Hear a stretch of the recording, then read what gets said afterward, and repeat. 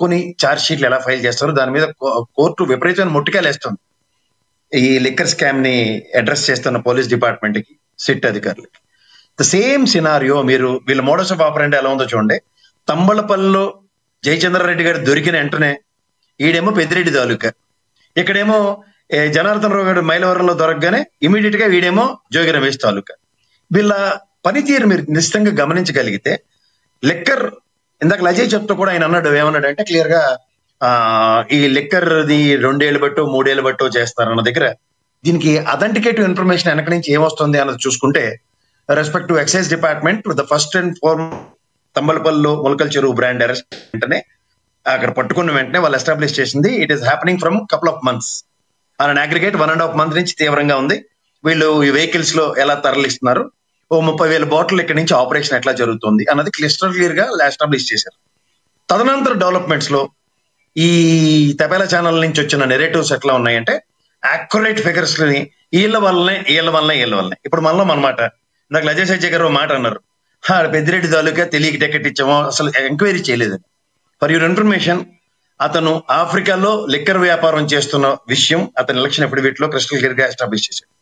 రెండోది, ఎవడైతే మనిషి తాలూకా అని చెప్పిన దగ్గర ఎలక్షన్స్ ముందు వెరిఫికేషన్ అన్నది లేకుండా, అంటే వెరిఫికేషన్ లేకుండా పారాచూట్ బ్యాచ్ గాలని ఎంటర్టైన్ చేయడానికి, అది నిన్న మొన్న పెట్టిన జనసేన పార్టీలది కాదు, అసలు ఏమీ తెలియని రాజకీయాలు చేస్తున్న జనసేన పార్టీ కాదు, అదొక చాలా రాజకీయ నాయకులకి ఒక యూనివర్సిటీ లాంటిది తెలుగుదేశం నుంచి అన్న దగ్గర క్లియర్ గా వాళ్ళ దగ్గర ఒక ప్రాపర్ ఇన్ఫర్మేషన్ లేదే అక్కడ లోకల్ నెరేటివ్స్ ని జయచంద్రారెడ్డితో అనుసరించి ప్రక్షాళన చేయకుండా టికెట్ ఇవ్వడం పాసిబుల్ టు నెక్స్ట్.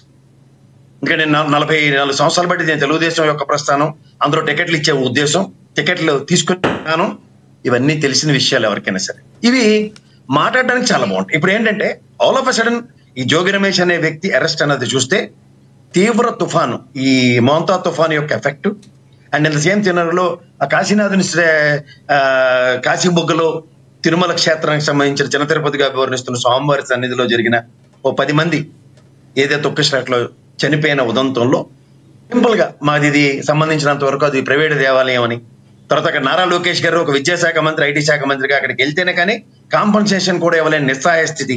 ఎందుకంటే గౌరవ అచ్చెన్నాయుడు గారు క్యాబినెట్ హోదా మంత్రి, గౌరవ అనితమ్మ గారు హోంమంత్రి గారు క్యాబినెట్ హోదా, అండ్ ఇన్ఛార్జ్ మంత్రి గారు క్యాబినెట్ మంత్రి హోదాలోనే ఉన్నారు, అండ్ గౌతు శిరీషమ్మ అక్కడ ఎమ్మెల్యేగా అక్కడ స్థానికతను చాటుకుంటూ ఉన్నారు. ఇలాంటి వాళ్ళు ఉండి కూడా పొద్దు నుంచి what sort of relief activities have been taking place అన్నది అందరూ గమనిస్తూనే ఉన్నారు.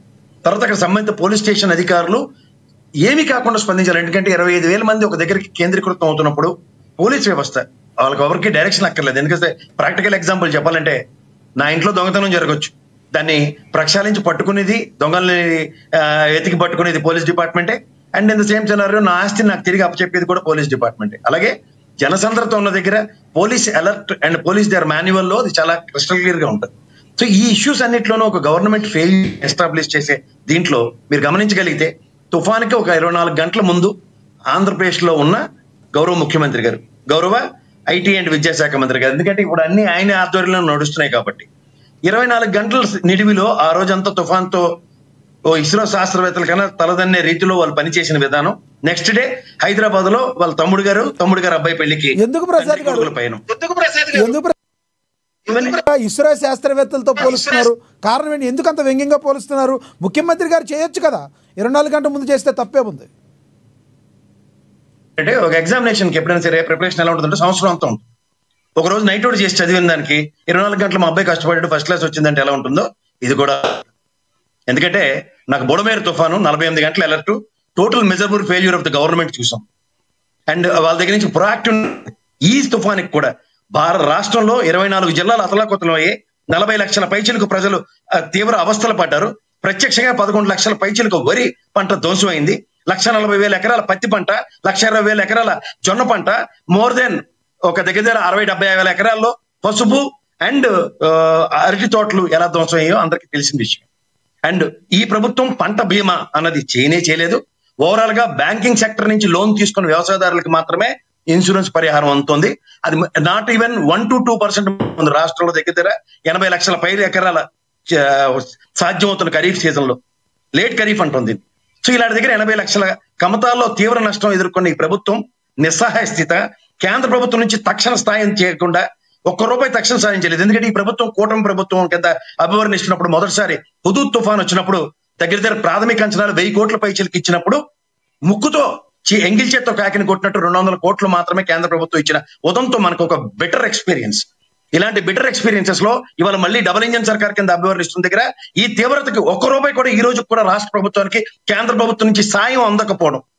ఎందుకంటే మనం తీవ్ర ఆర్థిక సంక్షోభంలో కొట్టుమిట్టాడుతున్న రాష్ట్రం కింద అభివర్ణిస్తున్న తరుణంలో ఈ సెట్ ఆఫ్ సిచ్యువేషన్స్ అన్నింటినీ ఓవర్కమ్ చేయడానికి ఆఫ్టర్ ఆల్ జోగి రమేష్ అనే వ్యక్తిని అరెస్ట్ చేయడం జరిగింది. ఇక్కడ మళ్ళీ మీకు చెప్తున్నా, ఒక 1 year నుంచి కంటిన్యూస్ గా లెక్కర్ స్కామ్ లో ధనుంజయ రెడ్డి మీరు ఎంతమంది రెడ్లు ఉన్నారో అంతమంది లోపల ఉన్నారు. విజయసాయి రెడ్డి అంటే అడప బయటికి రావడం, 4-5 పేర్లు చెప్పడం, క్రానికల్ ఆర్డర్ లో దగ్గర ½ సెంచరీ కొట్టేశారు వాళ్ళు నిందితుల జాబితాలో. వీళ్ళందరినీ మీరు ఎక్స్టెన్షన్ ఆఫ్ రిమాండ్లు పెరుగుతూనే ఉన్నాయి తప్ప కొంతమందికి అందులో బెయిల్ వచ్చి బయటకు వచ్చిన ఉదంతాలు చూసుకుంటే ఇంత అనుభవం ఉన్న జోగి రమేష్ ఏదో ఎంత కాదన్నా ఆయన చెప్పిన మాటల ప్రకారమే ఏదో మోహన్ రంగా గారి దగ్గర నుంచి రాజకీయాలు చేస్తున్నాడు, రాజశేఖర రెడ్డి గారితో ప్రభావితం రాజకీయాలు చేస్తున్నాడు. ఇంత తీవ్ర పరిస్థితి ఎదుర్కొంటున్న తన పార్టీలో ఇవాళ ఇదే జనార్దన్ రావుకి 3 కోట్లు 10 కోట్లు 1 కోటి రూపాయలు అప్పు ఇచ్చో లేదా డబ్బులు ఇచ్చో ఈ దొంగ వ్యాపారం చేస్తాం మన దగ్గర. ఇవాళ లెక్కర్ వ్యాపారం అంతా సిండికేట్ల రూపంలోనే ఈ తెలుగుదేశం గవర్నమెంట్ లో ఉన్నప్పుడు ఓ 4 లెక్కర్ షాపులకో లేదంటే ఒక 4 బార్లకో ఈ జనార్దన్ రావుతో జోగి రమేష్ పార్ట్నర్షిప్ అని ఇందులో కల్తీ మద్యం అన్నప్పుడు చూడండి, మల్లాది విష్ణు బార్లో మృత్యుఘోషం మోగించిన ఆ కల్తీ మద్యం అన్న దగ్గర అలాంటి ఉదంతం ఏమైనా ఉంటే అది కూడా కూటమి ప్రభుత్వంలేనండి. అలాంటి ఉదంతం ఉంటే ఎస్ అయ్యో వీళ్ళు పార్ట్నర్స్ ఈ విధంగా ఎస్టాబ్లిష్ చేయొచ్చు. ఏదో మ్యారేజ్ ఫంక్షన్ లో పక్కన కూర్చున్నాడికి కేఎస్ ప్రసాద్ గారు మల్లాది విష్ణు బార్లో మృత్యుఘోష అది కనబడుతుంది, కానీ నారాసుర రక్త చరిత్ర అని మరి ఒక దగ్గర హెడ్డింగ్ గా పెట్టినప్పుడు అప్పుడు మీరు ఖండించలేదు. దానికి కారణం ఏంటంటారు?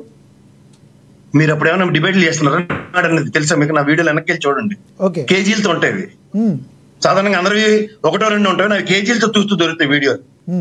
ఖండించారా మీరు అప్పుడు? చూసుకోండి ఎందుకు ఖండించు? పని పాటు లేకుండా సబ్బు సందర్భం లేకుండా అడ్డమైన పేలాపనలు పెడితే ఎవరిని స్పేర్ చేయండి. నేను అది ఎవడైనా వచ్చు నాకు. మీకు ఇక్కడ ఇంకో విషయం చెప్తున్నాను. ఇందాక అజయ్ గారు మాట్లాడుతూ కూడా ఎంతో మంది లెక్కర్ మరణాలు అన్నారు. ఎన్బిఆర్పి రిపోర్ట్ నిన్న కాక మొన్నే వచ్చింది, జస్ట్ 1 month బిఫోర్. ఒకసారి చెక్ చేసుకోండి. ఆంధ్రప్రదేశ్ రాష్ట్రంలో కరోనాలో 2 years మందు దొరకలే.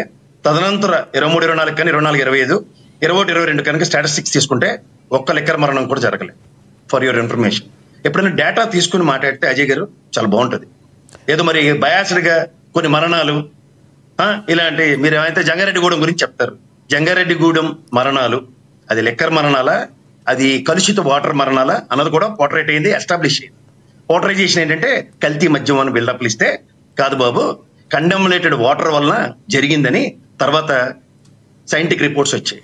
ఇవి మనం తెలుసుకుంటే చాలా బాగుంటుంది. రెండోది, ఇవాళ మీరు ఈ జోగి రమేష్ అరెస్ట్ ఉదంతం, జోగి రమేష్ అన్న దాంట్లో మీరు మళ్ళీ చెప్తున్నాను, గౌరవ న్యాయస్థానానికి సబ్స్టాన్షియల్ ఎవిడెన్సెస్ చాలా ఇంపార్టెంట్.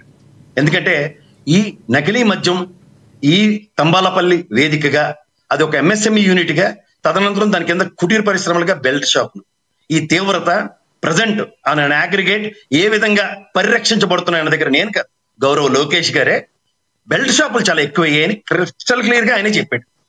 ఇది నకిలీ మద్యం. మీకు మళ్ళీ చూడండి, కేరళ మాల్ట్ ఒకటి ఉంది, అలాగే మనకి దగ్గర బెంగళూరు నుంచి చీప్